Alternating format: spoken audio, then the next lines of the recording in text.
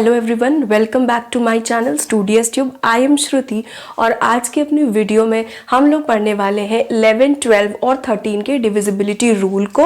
और अगर आपने इसके पहले के वीडियोस नहीं देखे हैं जिसमें मैंने 10 तक के डिविजिबिलिटी रूल्स पढ़ाए हैं और बाकी नंबर्स के बारे में बताया है, तो उन वीडियोज़ की लिंक आपको नीचे डिस्क्रिप्शन बॉक्स में मिल जाएगी। अब वहाँ से जाके उन्हें वॉच कर सकते हैं। और आज का वीडियो स्टार्ट करने से पहले if you like my video then don't forget to hit the subscribe button and also rings the notification bell so you never miss an update. Now let's just jump into our topic. सबसे पहले हम 11 के divisibility rule से start करने वाले हैं, तो एक बार हम पहले रूल पढ़ लेते हैं, उसके बाद हम एग्जाम्पल के थ्रू से समझ लेंगे। तो है add the digits in odd position and also add the digits in the even position, then subtract the digits if the result is a multiple of 11 including 0 then the original number is divisible by 11। तो हम इसको simple language में पहले समझ लेते हैं। तो इसमें यह कहा गया है कि जैसे आपको कोई भी नंबर गिवन है और आपसे पूछा है कि वो नंबर 11 से डिविजिबल है या नहीं, तो सबसे पहले जो ऑड पोजीशंस के नंबर हैं और जो इवन पोजीशन के नंबर हैं उन सबको हम अलग अलग ऐड कर लेंगे। ऐड करने के बाद क्या करेंगे, ऑड पोजीशन वाले से इवन पोजीशन वाले नंबर को सब्ट्रैक्ट कर देंगे। सब्ट्रैक्ट करने के बाद जो आंसर आएगा, अगर वो 11 का मल्टीपल है या फिर वो 0 है, तो हम मान लेंगे कि जो हमारा पूरा गिवन नंबर है वो भी 11 से डिविजिबल होगा। एक बार मैं समझाती हूँ। जैसे सपोज है 1 2 3 5 दे रखा है, तो इस पोजीशन पे और जो इस पोजीशन पे है इनको हम ऐड कर देंगे, और जो इस पोजीशन पे है और इस पोजीशन पे है इसको भी ऐड कर देंगे। फिर हम इन दोनों को सब्ट्रैक्ट करेंगे एक दूसरे से। यानी कि हमें कैसे याद करना है कि एक नंबर है, एक नंबर को छोड़ के तीसरे नंबर को, मतलब एक डिजिट के बाद एक डिजिट छोड़ने के बाद उन नंबर्स को हमें ऐड करना है। अब हम इसके एग्जाम्पल देख लेते हैं जिससे कि हमें और क्लियर हो जाए। तो पहला हमारा क्वेश्चन है 495। तो सबसे पहले हम क्या करेंगे, 4 ले लिया हमने, ठीक है, पहला ले, ये छोड़ देंगे, अब ये ले लेंगे तो हो जाएगा हमारा 5, ठीक। देन इधर वाले में हमारे पास सिर्फ एक ही नंबर है ना, आगे तो कोई नंबर है नहीं, तो हम एज इट इज 9 ले लेंगे। ये हमारा आ गया 9। अब हम इससे इसको माइनस करेंगे, यानी हम 9 में से 9 को माइनस कर देंगे तो आंसर कितना आ जाएगा, 0 आ जाएगा। और अभी हमने पढ़ा है कि अगर 0 आ जाए या फिर 11 का मल्टीपल आ जाए तो वो फुल नंबर भी 11 से डिविजिबल होगा। यानी कि ये जो 495 है ये 11 से डिविजिबल हो जाएगा, ठीक है, क्योंकि हमें जो आंसर मिल गया है वो 0 मिल गया है, ठीक है। एक और क्वेश्चन देख लेते हैं। यहाँ हमारा 103, तो सबसे पहले 1 + 3 ले लेंगे, ठीक है, और 0 एज इट इज रहेगा। तो ये हो गया 4 - 0 करेंगे तो कितना आ जाएगा, हमारा 4 ही आ जाएगा। अब क्या 4 11 का मल्टीपल है? नहीं है भाई, 11 के टेबल में 4 तो आता नहीं है। तो यानी कि ये जो पूरा 103 है ये भी हमारा 11 से डिविजिबल नहीं होगा। नेक्स्ट एक और क्वेश्चन देख लेते हैं। अब यहाँ पे देखिए थोड़ा सा बड़ा नंबर है, तो सबसे पहले 1 ले लेंगे, ठीक है, देन एक छोड़ के 8 ले लिया, फिर एक नंबर छोड़ के 3 ले लिया, ठीक, ऐड कर देंगे, कितना आ जाएगा 12, ठीक है, 8 9 10 11 12, ठीक।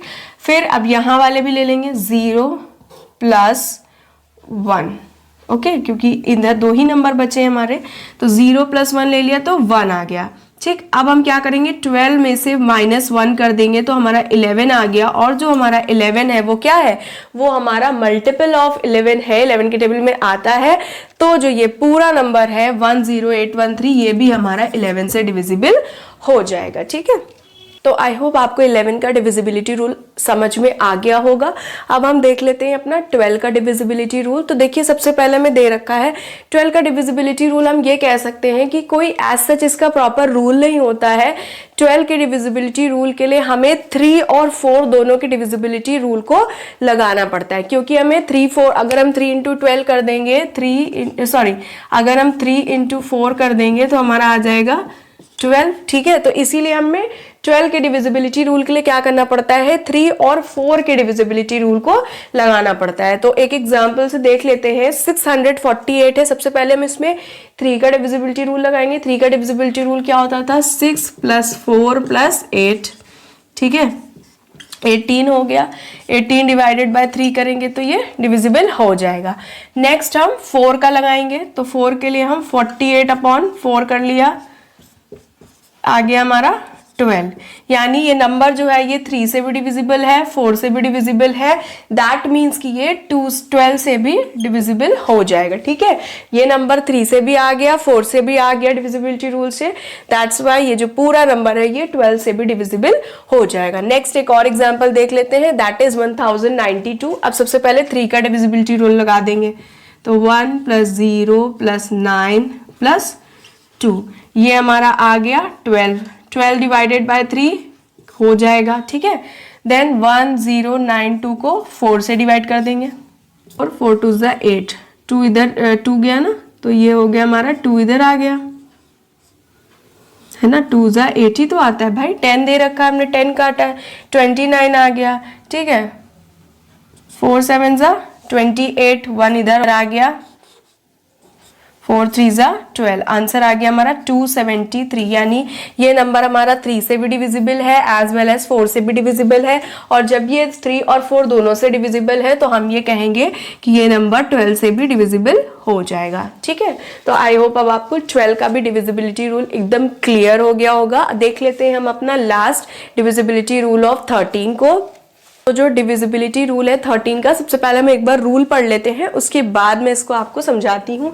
If we take last digit of a number and add it from the product of 4 the rest of the number if the resulting number is 0 or a multiple of 13। तो देखिए इसमें बोला गया है कि जो भी हमें गिवन नंबर होगा सबसे पहले उसकी हम लास्ट डिजिट लेंगे। ठीक है, उस लास्ट डिजिट को हम 4 से मल्टीप्लाई कर देंगे। ठीक, 4 से मल्टीप्लाई करने के बाद जो हमें आंसर मिलेगा उसको हम जो रिमेनिंग पार्ट था उसमें ऐड कर देंगे। ऐड करने के बाद अगर वो 13 से डिवाइड हो रहा है तो हम मान लेते हैं कि पूरा नंबर भी 13 से डिवाइड होगा, अदरवाइज वो नंबर 13 से डिवाइड नहीं होगा। और साथ ही अगर 0 भी आ जाता है तो भी हम मानते हैं कि जो नंबर है वो 13 से डिविजिबल है। एग्जाम्पल के थ्रू हम इसको समझ लेते हैं। तो सबसे पहले हमें नंबर दे रखा है 2 6 4 6 8। सबसे पहले हम लास्ट डिजिट लेंगे, इसको हम मल्टीप्लाई कर देंगे 4 से। ठीक है, 4 से मल्टीप्लाई करने के बाद ये आ जाएगा 32। अब हम ये जो रिमेनिंग है 2 6 4 6 रिमेनिंग हमारा, उसमें हम 32 को ऐड कर देंगे, तो आ जाएगा हमारा 2 6 7 8। ठीक है, अब हम इसको 13 से डिवाइड करेंगे, सॉरी 13 से डिवाइड करेंगे, तो ये तो 0 आ गया। 78 हम नोट डाउन कर लेंगे और हमें पता है कि 13 7 हो जाता है 78, यानी ये नंबर जो है वो 13 से डिविजिबल है। जिसका मतलब कि ये जो पूरा नंबर है ये भी हमारा 13 से डिविजिबल होगा। ठीक है, इसी तरह हम ये वाला देख लेते हैं। सबसे पहले लास्ट नंबर लिया, मल्टीप्लाई कर दिया 4 से, 4 आ गया। अब 3 3 3 में 4 को ऐड कर देंगे, आ जाएगा हमारे पास 337। ठीक है, अब हम इसको 337 को 13 से डिवाइड करेंगे, तो 2 बार में जाएगा 26, माइनस करेंगे। ठीक है, इसको एक कैरी दे देंगे, हो जाएगा हमारा 13 और ये हो जाएगा हमारा 2।